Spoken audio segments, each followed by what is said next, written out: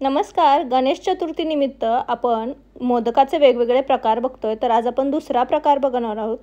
इथे मी मस्त मौसूद असे अगदी ओठाने तुटतील एवढे मौसूद असे मोदक बनवलेले आहेत. हे मोदक पनीरपासून बनवलेले आहेत. खूप मौसूद बनतात आणि ज्यांना दात नाहीत तेही लोक आनंदाने खातील असे हे मोदक बनतात. तर हे मोदक अगदी झटपट बनतात, जास्त वेळ लागत नाही आणि किती सुंदर दिसत आहेत. मस्त साच्याला आकार असेल तसे मोदक सुबक दिसतात.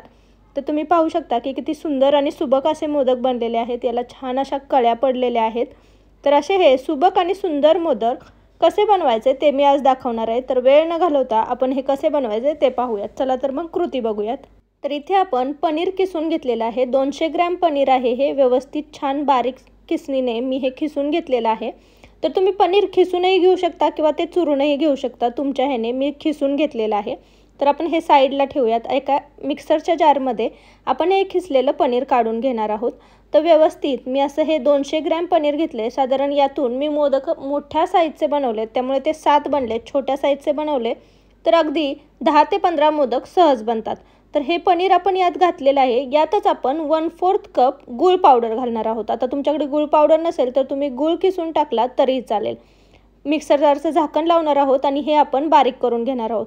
तर अगदी पेस्ट होते अशा आकाराने आपण हे बारीक करून घेणार आहोत. तुम्ही पाहू शकता याची छान अशी पेस्ट तयार झालेली आहे. घट्ट अशी पेस्ट तयार झालेली आहे. गूळ एकदम छान बारीक किसून घेतलेला असेल तर ही पेस्ट बनवायला वेळ लागत नाही.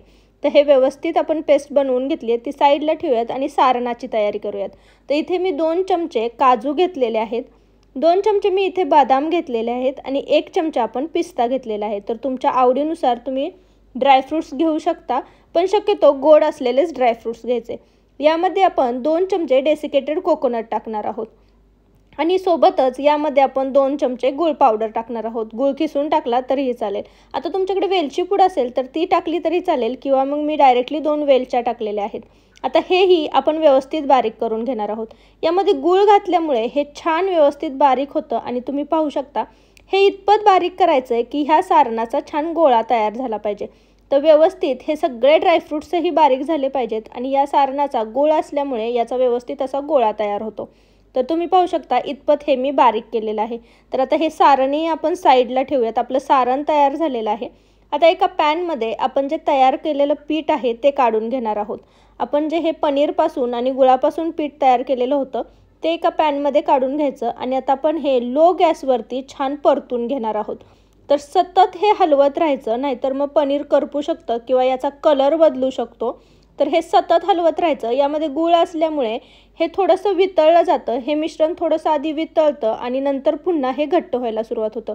तर तुम्ही पाहू शकता की मिश्रण थोडंसं वितळलेलं आहे आणि हळूहळू हे जसं आपण हलवत राहू तसं तसं हे पुन्हा घट्ट व्हायला सुरुवात होते.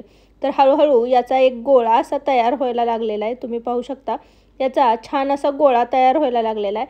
गोळा व्यवस्थित तयार व्हायला लागला की आपण यामध्ये 1/3 कप मिल्क पावडर घालणार आहोत. तर मिल्क पावडर आपण गोळा तयार झाल्यानंतर घालायची आणि व्यवस्थित ही मिल्क पावडरही या पनीरच्या मिश्रणामध्ये मिक्स करून घेणार आहोत.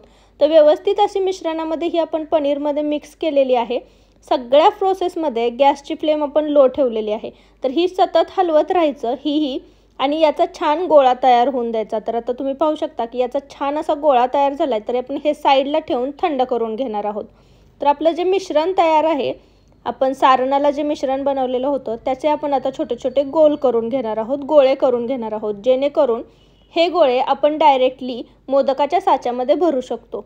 तर हे व्यवस्थित असे छोट्या आकाराचे मी तुमचा मोदकाचा साचा किती आकाराचा आहे त्यानुसार तुम्ही गोळे करून घेऊ शकता. तर इथे मी 7 ते 8 गोळे बनवून घेतलेले आहेत.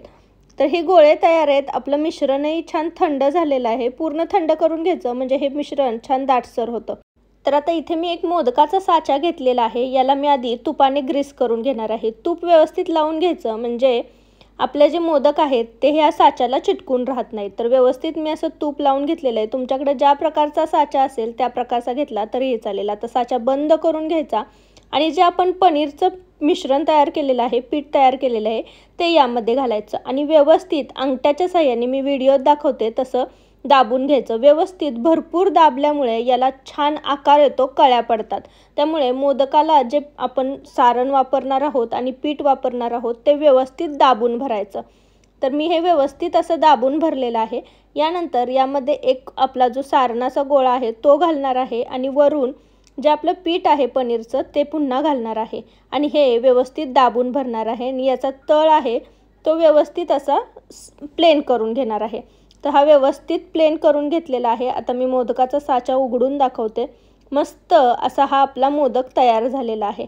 तर तुम्ही पाहू शकता माझा मोदकाचा साचा मोठा होता, त्यामुळे माझा मोदकही मस्त मोठा तयार झालेला आहे।